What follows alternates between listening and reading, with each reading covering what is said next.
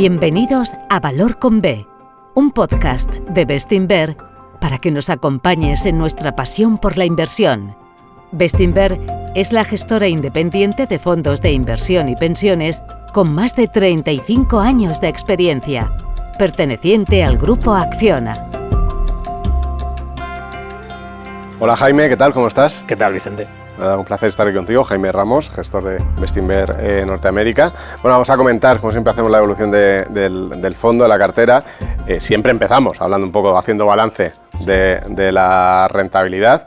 Claro, yo te quería preguntar, este año la gente está oyendo máximos en Wall Street, sin embargo, la rentabilidad de Bestinver Norteamérica, ahora cuando estamos grabando este vídeo, en 2025 está en negativo. ¿Cuánto se explica por esa caída tan fuerte que ha tenido el dólar? Bueno, Vicente, pues efectivamente se explica todo y más. De hecho, o sea, si cogemos los primeros 9 meses del año, ¿no? hasta el 30 de septiembre del 2025, el fondo tiene una rentabilidad negativa del menos 4,38 en euros. Si eso lo hiciésemos en dólares, sería un 8,63 positivo, con lo cual la divisa pues, le ha restado un 13,6%. a la rentabilidad del fondo.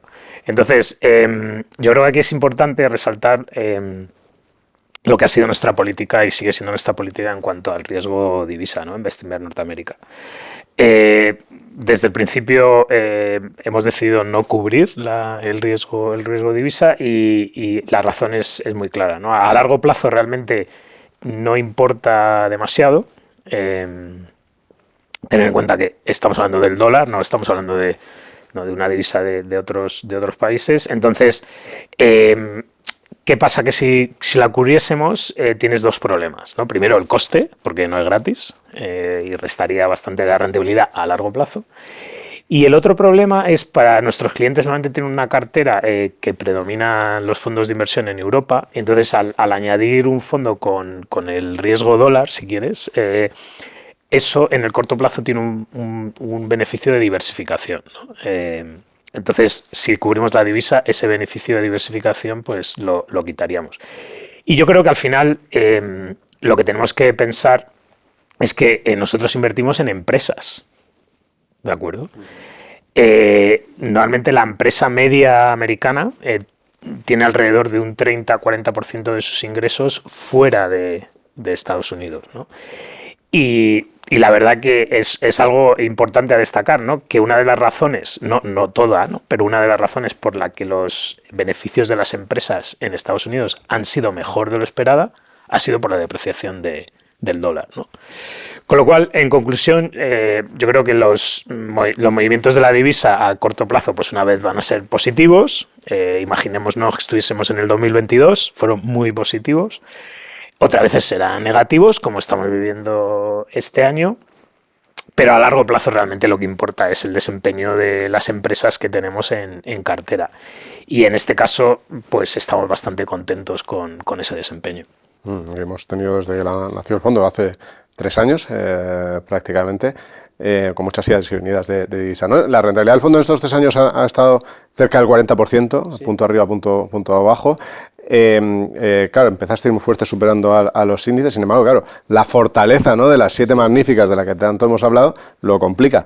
¿En qué confiáis para volver a superar los índices? Sí, no, efectivamente, en el último año en particular ha sido en respecto a la comparación con el mercado americano ha sido difícil, justamente por la razón que menciona Vicente. Tenemos alguna de las 7 magníficas, pero no tenemos el peso, evidentemente, que tiene el mercado americano. Y particularmente, pues ya casi hace un año, ¿no? Empezamos a ver oportunidades fuera de lo que serían las empresas de gran capitalización, sobre todo dos cosas que quería mencionar: sector de sanidad, que luego hablaremos si quieres más adelante, y luego también en empresas un poco más pequeñas. Para nosotros esto es sembrar para rentabilidades futuras. Evidentemente, a corto plazo, pues hemos pagado un precio, ¿no? Con esa diferencia con el mercado en general. Yo creo que al final los fundamentales mandan, ¿no? Y esta siembra que estamos haciendo, nosotros esperamos que en los próximos meses, en el medio plazo, pues vamos a recoger los frutos y volveremos a esa senda, ¿no?, de superación del índice. Yo creo que en estas situaciones es muy importante mantener la calma y sobre todo centrarse en lo que son nuestras ventajas como Bestinver. ¿Cuáles son las ventajas de Bestinver? Pues el tiempo que dedicamos al análisis fundamental de las empresas y luego pues que gracias a nuestros partícipes pues tenemos un horizonte temporal más a largo plazo que el mercado, ¿no? Entonces, foco en lo que son nuestras ventajas y los frutos vendrán. Volviendo a lo que decía al principio, el mercado americano está en un momento muy positivo, ¿no?, con muchas subidas. De hecho, ha sido el mejor septiembre en 15 años, ¿no? Claro, no sé cuánto afecta las negociaciones sobre aranceles que han ido avanzando y se han ido cerrando, probablemente no han sido tan graves. No sé en qué posición queda después de todo lo que hemos recorrido este año Estados Unidos como esa economía de referencia mundial. Sí, yo creo, Vicente, que hay que diferenciar igual la coyuntura de estructuralmente, ¿no? Si vamos al tema coyuntural, igual manteniendo la calma y viendo los datos, ¿qué es lo que ha pasado? El segundo trimestre del 2025, el crecimiento de la economía americana ha sido bastante bueno, un 3,8%, mejor que lo que la gente esperaba. Si miramos indicadores adelantados para el tercer trimestre, como por ejemplo el de la Reserva Federal de Atlanta, estamos viendo que indican un crecimiento muy parecido en el tercer trimestre que al del segundo trimestre. Es verdad que tenemos un enfriamiento del mercado laboral y es un poco... Lo que estamos viendo es una ralentización de las contrataciones, pero también una ralentización de los despidos, ¿no? Como que hay una situación en que las empresas están esperar y ver qué pasa, ¿no? Y esto coincide mucho con cuando hemos estado viendo compañías, todo lo que no tenga que ver con, digamos, la inteligencia artificial y todo lo que se necesita para construir los centros de datos. Cuando hablamos con las empresas vemos que hay, digamos, tienen un montón de proyectos con los permisos preparados para empezar, pero están esperando, pues, lo que tú comentabas, un poquito más de claridad arancelaria, ¿no?, para rematar ya, y también unos tipos de interés que a lo mejor podrían ser más bajos, ¿no? Con lo cual, en realidad, incluso si vemos algo de debilidad en la economía a corto plazo, si se hacen esos dos puntos, la claridad arancelaria y tipos de interés, eso puede ser no el principio de desaceleración, pero el principio de una aceleración, ¿no? Y luego estructuralmente, que yo creo que es más importante, ¿no?, en cuanto a lo que comentabas, ¿no?, economía de referencia, aquí igual yo creo que tenemos que, porque las formas son las que son, ¿no?, y ya eso lo hemos hablado en otras veces, Vicente, pero si nos fijamos en las claves, digamos, en los esfuerzos en la política económica que está haciendo la administración Trump, ¿no? En primer lugar, lo que hemos comentado, la política arancelaria. Innegablemente eso es negativo para la economía norteamericana. Yo creo que ha quedado muy claro que el razonamiento o por qué están haciendo esta política arancelaria, en primer lugar hay un afán recaudatorio, que a lo mejor antes no pensábamos así, y también hay un afán por mejorar la seguridad nacional. Y están asumiendo el coste que eso supone al crecimiento. ¿De acuerdo? Eso por un lado. Ahora bien, por el otro lado, ¿qué tenemos estructuralmente? ¿Qué es lo que ha pasado en política económica? En julio se aprobó la reforma fiscal, que nosotros creemos que lo más llamativo de esta reforma fiscal es esa desgravación fiscal del 100% de la inversión en territorio norteamericano a partir del 1 de noviembre del 1 de enero del 2026.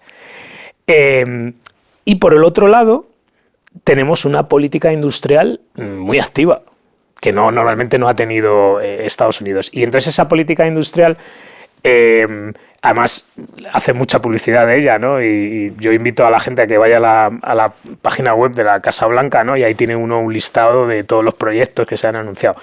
Evidentemente no somos tan ingenuos como para tomar ese número a pie de la letra, ¿no? De hecho, la última vez que lo chequeé, estábamos hablando de 9 trillones de dólares de anuncios de inversión.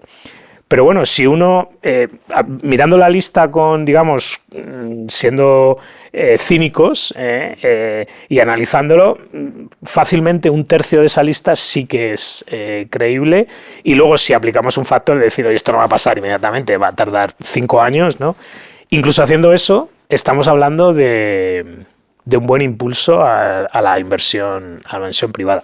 Con lo cual, si ponemos estos elementos todos juntos, nosotros creemos que las ventajas estructurales, que lo hemos hablado otras veces de la región, por mucho ruido que haya, no vemos que estén en peligro. Y en el corto plazo es verdad que hay unas nubes, ¿no?, en cuanto al mercado laboral, inflación que sigue siendo por encima de lo que el objetivo de la Fed, pero no estamos viendo esas aceleraciones que esperaban algunos economistas por los aranceles, y bueno, que en los próximos meses pues seguramente se disipen las dudas, ¿no? Con lo cual, pues seguimos siendo optimistas a largo plazo, ¿no? Voy enseguida con compañías, que sé que es lo que más os gusta, pero quería hacer una más, porque hemos tenido la primera bajada de tipos después de mucha presión de Donald Trump al presidente de la Fed, que claro, siempre genera dudas.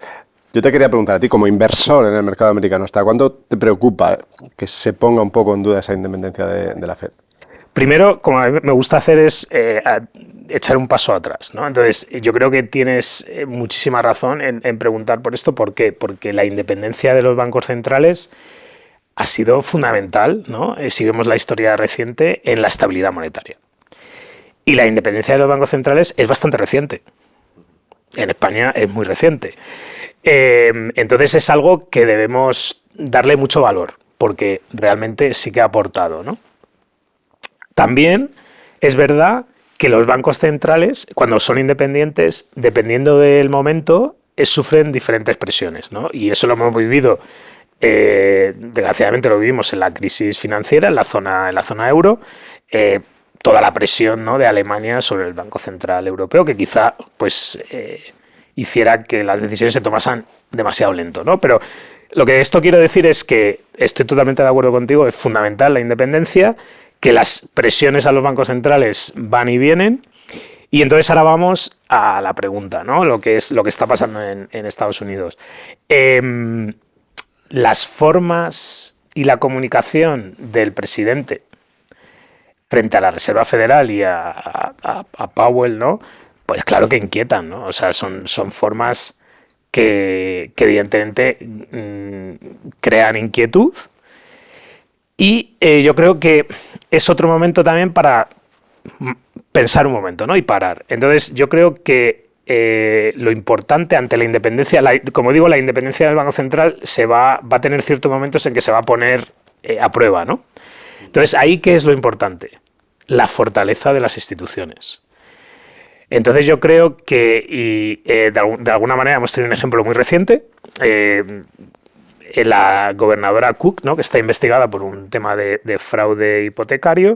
La administración Trump, el presidente, querían echarla inmediatamente, ¿no?, antes de que la causa fuese por el juzgado, el proceso que debe ser, ¿no?, que ya se pueda defender y demás. Y el Tribunal Supremo de Estados Unidos no le ha dejado hacer eso. Con lo cual, digamos que Trump podrá decir lo que quiera, pero al final hay unas instituciones y esas instituciones, digamos que hay unos límites del poder presidencial. Y estamos hablando pues de la democracia del mundo moderno más longeva, ¿no? Entonces, por un lado me inquieta, no me gusta que haya esas comunicaciones, por otro lado yo creo que las garantías institucionales siguen siendo bastante altas. Y luego, de forma táctica, yo también querría recordar a nuestros inversores que el secretario del Tesoro de Estados Unidos es un señor que se llama Bessent, que este señor, antes de ser secretario de Estado, no estaba metido en una oficina, no era un catedrático, con todo respeto a los catedráticos, etcétera, era una persona de mercado. De hecho, junto con Soros y Druckenmiller, fue uno de los que puso a prueba, ¿no?, la libra esterlina en los años 90. Entiende perfectamente lo que son, cómo el mercado y los inversores de deuda pública pueden explotar las debilidades institucionales de divisa, etcétera. Entonces, porque evidentemente la duda surge quién va a ser el próximo presidente de la Reserva Federal, ¿no?, que se nombrará. Y yo creo que en la administración Trump, la gente a su alrededor entiende perfectamente las consecuencias de minar la credibilidad de esa institución, ¿no? Porque evidentemente saben que el coste de la deuda subiría bastante. Con lo cual, fortaleza institucional en cuanto a largo plazo, y en el corto plazo yo creo que tenemos un secretario del Tesoro que entiende perfectamente y que es capaz de si quieres, poner esto en un contexto, ¿no? Vamos a hablar de compañías. Te quería preguntar una. Fíjate, esta entrevista estamos repasando 3 años, que te pregunté hace 2 años, pero sí. Este último trimestre yo creo que ha sido donde lleva todo el año, pero este último año la acción lo ha hecho este trimestre lo ha hecho especialmente bien, que es Oracle. Sí. Oracle, que hace entonces, cuando me contaste el caso de inversión, estaba un poco como Sí. algo viejo ya, ¿no?, dentro del mundo de la tecnología, y ahora todo lo contrario, ha multiplicado por 4 desde que hablamos entonces. Claro, después de una subida así, ¿cómo ha evolucionado el caso de inversión? ¿Ha cumplido ya todo el potencial? Sí, no, efectivamente, en el 2023 hablamos de ello, ¿no? Y de hecho la tesis de inversión también la pusimos en una de las cartas trimestrales. Y en ese momento, que además estaba repasando las notas, ¿no? Digamos que nuestra tesis era que Oracle iba a ser el cuarto jugador en discordia en computación en la nube por la oportunidad que le daba la inteligencia artificial, ¿no? Y es verdad que esto se ha cumplido, ¿no? Digamos que además es curioso, ¿no? Porque lo que se anunció, los números, ¿no?, detrás del contrato con OpenAI se anunciaron hace poco, como tú bien dices, que fue cuando la acción subió más de un 30%, pero sabíamos de hace ya tiempo que Oracle era parte del proyecto de Stargate, ¿no? Y el mercado, pues bueno, no quiso verlo. Hemos aprovechado esta subida última para reducir la posición a la mitad. ¿Por qué no reducimos la posición? O sea, ¿por qué no vendemos totalmente la posición? Es porque creemos que el mercado sigue siendo bastante escéptico. Nosotros siempre, nuestra guía son los fundamentales. Entonces, para mí la clave son nuestras estimaciones más altas que el mercado, y en este caso siguen siendo más altas, y sí que hay un nivel de escepticismo porque evidentemente el número que publicaron del contrato con OpenAI es tan grande que la gente le cuesta, no lo ve creíble, ¿no? Entonces nosotros creemos que en los próximos meses puede haber puntos de información que hagan ese número más creíble, ¿no? Entonces, aún tomando beneficios, pero todavía creemos que hay recorrido. Hay un sector que no lo ha hecho tan bien, que es el de sanidad, ¿no? También, de nuevo, bajo el punto de mira de la administración. Nos cuentas un poco tu visión. Claro, ¿cómo veis mucho ruido de corto plazo en torno al sector? ¿Esto lo estáis viendo ahora como una oportunidad? Cuéntanos. Pues sí, no, el sector de la sanidad, digamos que cuando ganó Trump las elecciones fue como la puntilla ya, ¿no? Porque veníamos de, como yo digo, la resaca del COVID, ¿no? Que muchas de las compañías hicieron un exceso de beneficios, que el mercado no supo ver cuánto era eso, cuánto no. Y luego tuvimos casi continúa eso, la desaceleración en China, que China había llegado a ser un mercado que muchas empresas más del 20% de los ingresos y mucho más del crecimiento, ¿no? Tanto cambios por la debilidad de la economía, pero también cambios regulatorios. Y ya claro, cuando Trump ganó las elecciones y confirmó su elección de ministro de Sanidad, y bueno, y todo lo que hemos en cuanto a aranceles y lo que se hablaba de precio de medicamentos, etcétera, pues eso ha hecho que el sector pues ha llegado, bueno, de hecho sigue en mínimos de 15 años, ¿no? Entonces, nosotros durante este verano hemos sido más agresivos en aumentar la posición al sector, y en diferentes partes, ¿no? Por un lado, en farma biotecnología, pues hemos reforzado las posiciones en Vertex y en Regeneron. En instrumentos hemos también reforzado posiciones en Thermo Fisher, e incluso hemos añadido nuevos nombres, como por ejemplo General Electric Healthcare, ¿no? ¿Por qué estamos muy positivos? Porque creemos que aquí se dan dos circunstancias muy interesantes. Una es que el sector, mientras que ha tenido ese momentum bastante negativo que el mercado odia, y por eso lo ha hecho mal, ha acelerado la inversión en innovación, ¿vale? Entonces ahora llegamos a un momento en el que tienes la combinación de ese momentum, si quieres, alta probabilidad de un cambio de tendencia, ¿no? De que ya deja de ser tan negativo los resultados de las empresas, y además empezamos a recoger los frutos de esa aceleración de inversión en la innovación, ¿no?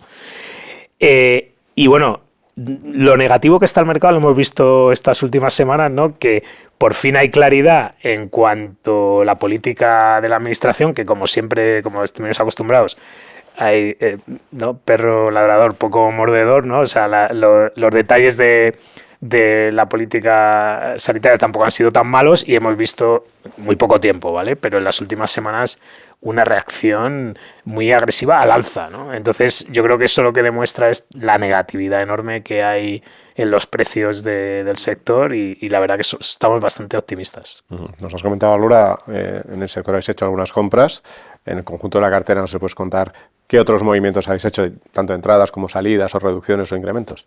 Pues sí, en el sector financiero hemos empezado a tomar posiciones en algunos bancos regionales, porque ahí vemos que es un segmento que se va a beneficiar bastante de las políticas de la administración, ¿no? Pues tienes por un lado desregulación y por otro lado toda esa política industrial bastante activa que hemos comentado, pues a los bancos regionales les impulsa bastante su negocio, su negocio de activos, ¿no? Luego en el sector industrial hemos reducido algunas posiciones porque ahí hay una bifurcación enorme, pero en partes del sector industrial el mercado está muy optimista, ¿no? Entonces esas valoraciones pues hemos decidido, ¿no? Pues, que es mejor reducir. Y luego también quería comentar, porque todo el mundo habla de tecnología, pero hay partes de tecnología que lo han hecho fatal, ¿no? Y una de ellas ha sido software. ¿Qué es lo que ha pasado aquí? Que el mercado, o sea, con la inteligencia artificial, los costes de programación para hacer un software nuevo, para que nos entendamos, han bajado de una manera importante, ¿no? Entonces el mercado está muy nervioso porque cree que las barreras de entrada al sector están bajando. Entonces ahí hemos aprovechado bajadas bastante importantes, como por ejemplo de Synopsys, que la hemos incorporado en la cartera. Y además nosotros tenemos una visión un poco bastante diferente al mercado. Pensamos que las barreras de entrada en realidad no es que el software, la programación, el código del software, si quieres. La barrera de entrada es la relación que tienes con el cliente, la distribución, y la realidad es de que es los altos costes de cambiar de proveedor de software.